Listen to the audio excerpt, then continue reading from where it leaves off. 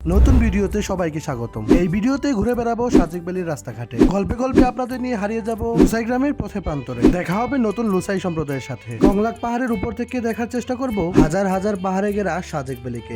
ঢাকা থেকে আমাদের যাত্রা শুরু। ভোরের আলো ফুটতে না ফুটতেই আমরা পৌঁছে যাই বাগাইহাট সেনা ক্যাম্পে। সাজেকের উদ্দেশ্যে আজকের আর্মি স্কোয়াড বের হবে ঠিক 11টায়। এরই মধ্যে চাঁদের গাড়িতে শুরু হয় অন্যরকম এক আনন্দঘন পরিবেশে। 30 মিনিট লেট করে 11টা 30 মিনিটে আমরা সাজেকের উদ্দেশ্যে বেরিয়ে যাই। পাহাড়ি রাস্তায় একে বেঁকে শত শত গাড়ি ছুটে চলেছে সাজেকের উদ্দেশ্যে। শত শত উঁচু নিচু আঁকা বাঁকা পাহাড় পর্বতের পথ পেরিয়ে আমরা ঠিক 2টা 10 মিনিটে সাজেক ভ্যালিতে পৌঁছে যাই। যেহেতু ঘুরতে এসেছি তাই সময় নষ্ট করার একেবারেই সুযোগ নেই। দুপুরের খাওয়া দাওয়া শেষ করেই আমরা চলে যাই আমাদের রিসোর্টের বারান্দায় দাঁড়িয়ে সাজেক ভ্যালির এই সৌন্দর্যমণ্ডিত দৃশ্যগুলো দেখে শুধু একটা কথাই বলেছি, সুবহানাল্লাহ। মহান আল্লাহ তাআলার এই অদ্ভুত সৃষ্টি দেখে আমি মুগ্ধ হয়েছি। সৌন্দর্য দেখতে দেখতে বারান্দায় বসে কিছুক্ষণ জিরিয়ে নিয়েছি। সাজেক ভ্যালির রাস্তায় ঘুরতে বেরোলে প্রথমেই আপনার চোখে পড়বে সুন্দর একটি মসজিদ। উপরের দিকে উঠছি আর মসজিদের সৌন্দর্য দেখে আরো মুগ্ধ হচ্ছি। মসজিদের ঠিক নিচেই অবস্থিত লুসাই গ্রাম। এই ছোট্ট গ্রামটিতে প্রবেশ করার পরপরই শুরু হয় অন্যরকম একটি অনুভূতি। চারপাশে লুসাইদের ঐতিহ্যবাহী পোশাকগুলো পরে মানুষ ঘোরাফেরা করছে। একবারের জন্য ভাবতেই পারেন এরা লুসাই উপজাতি। আসলে এরা কেউই উপজাতি নয়, তারা শুধুমাত্র পোশাক ভাড়া নিয়ে পরে ঘুরে বেড়াচ্ছে। লুসাই গ্রামের দোলনায় দোল খেতে খেতে এসব দৃশ্য দেখে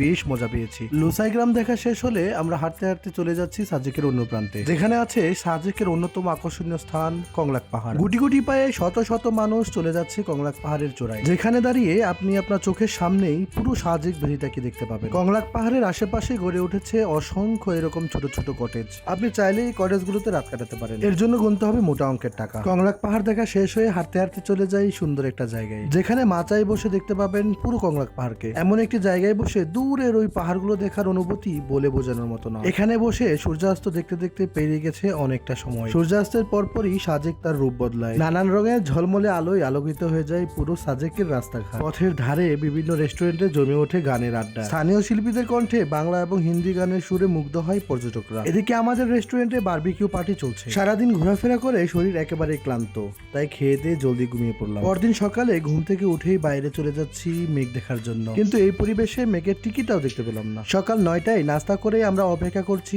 ফিরে যাওয়ার জন্য। ঠিক 10টা 30 মিনিটে আর্মি স্কোয়াড বের হবে। চাঁদের গাড়িগুলো তাদের যাত্রী নিয়ে ফিরে যাওয়ার জন্য একেবারেই প্রস্তুত। ঠিক 10টা 30 মিনিটে আর্মি স্কোয়াড আমাদেরকে নিয়ে যাচ্ছে খাগড়াছড়ির দিকে। পাহাড়ের আঁকাবাঁকা পথ বেয়ে ছুটে চলেছি আর উপভোগ করছি পাহাড়ের সৌন্দর্য। ভ্রমণের এই পর্যায়ে আবার আমরা ফিরে এলাম বাগাইহাট সেনা ক্যাম্পে। সেনা ক্যাম্পের পাশে আদিবাসীদের ফলমূলের দোকানে ভিড় জমেছে। এই ফলগুলো স্বাদ নেওয়ার সুযোগ কিন্তু মিস করিনি। আর এইভাবেই সাজেক ভ্যালি দেখার মাধ্যমে শেষ হয় আমাদের খাগড়াছড়ি ভ্রমণের প্রথম অংশ। পরবর্তী ভিডিওতে দেখা হবে আলোটিলা গুহায়। সে পর্যন্ত সবাই ভালো থাকবেন, ধন্যবাদ।